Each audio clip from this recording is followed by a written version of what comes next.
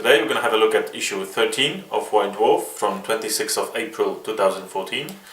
In this issue we've got Wood Elves, rules for 2 new lords for the Wood Elves, preview of Warhammer Visions 4, and a special item that I would really want to discuss with you.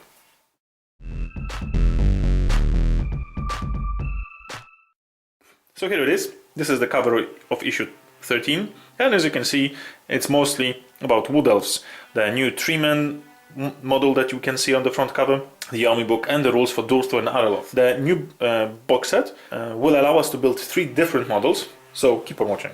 The new box set that will be out next week is a 3-man Ancient, 3-man and Dwarf. This box set will be £37, €50 or $61, depending on where you are. And as you can see, we'll be able to build a model of 3-man Ancient, a regular 3-man, and Dwarf, which is our special monster character, a wizard of first level. But we'll get to the rules later on. As we can see, these models, on every single picture, these models are posed differently. That's right, these models are not converted. You will be able to put them together in 4 different ways. So it's pretty amazing to do something with this kind of model, which is like very organic.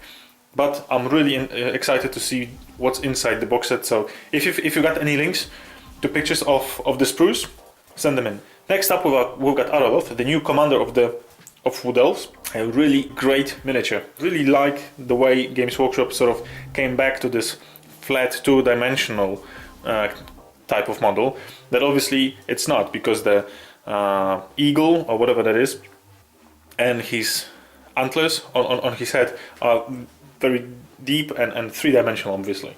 So they are sort of sideways to the model. It's amazing what they can do with the models and how they design them. And as you can see on this picture, a really nice scenographic picture with new dwarves.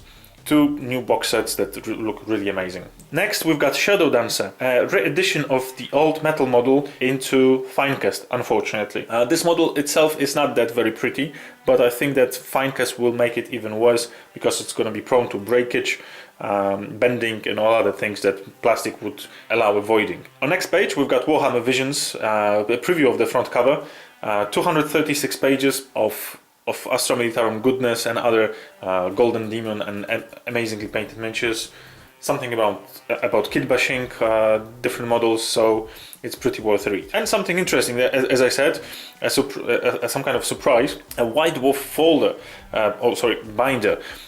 In this binder you will be able to put 13 issues of White Dwarf, and it's going to be only available through your local game store or through the website. Not sure about the price of it. Knowing Games Workshop, it's going to be around £15. That's the price I'm thinking of, maybe less. If you're a collector like me, you will be probably buying it because it really looks nice. On next 3 pages, we've got a preview of the front cover and the artwork of the front cover of the new Wood Elves army book. Not much details about the book itself, but we already know the price: £30, €39 or $50. As it has been the norm with Games Workshop recently, with every new army book we've got limited edition. This one is going to be £55, €70 or $90.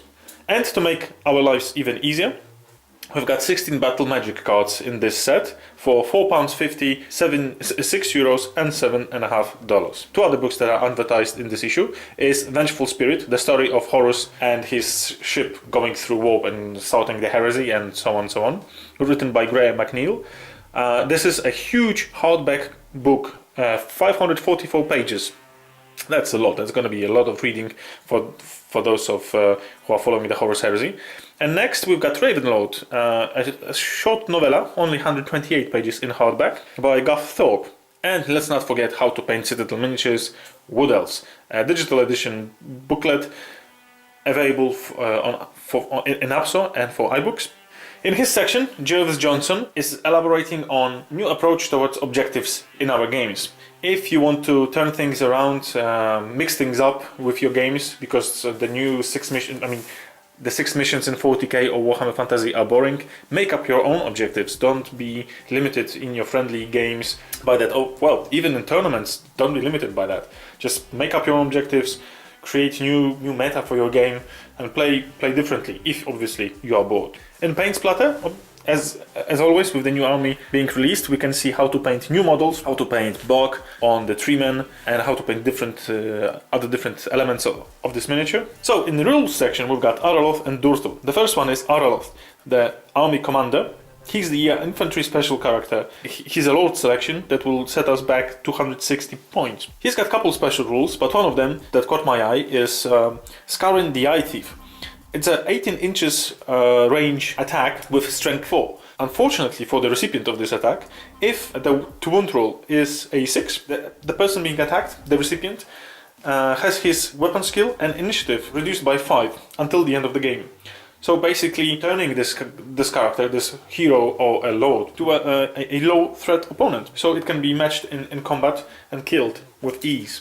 The next rules section is for Durthu, the ancient Treeman, a monstrous creature special character. This character will be from our load selection and will cost us 385 points. In designer notes, Matt Ward, the writer of the new Wood Elf Army book, is going on about how he did this book and why he decided to make Wood Elves sort of angry and more aggressive. And on the following pages, we've got Wicked White Dwarf with not much interesting stuff in it, and on the last pages, we've got orcs again. So it's like the 4th or 5th issue in a row that we've got orcs in the last hobby in the White Wolf bunker, which might suggest that yes, orcs are coming next time around. The White Wolf is 40k related. And we've got Warhammer Visions cover again with Astra Militarum on it. And as the parting shot, again we've got the Ancient Treeman, that's the Durthu and Araloth, the new miniatures, excellently painted. The picture is amazing. So this time Games Workshop did their best, and it's actually a picture worth looking at.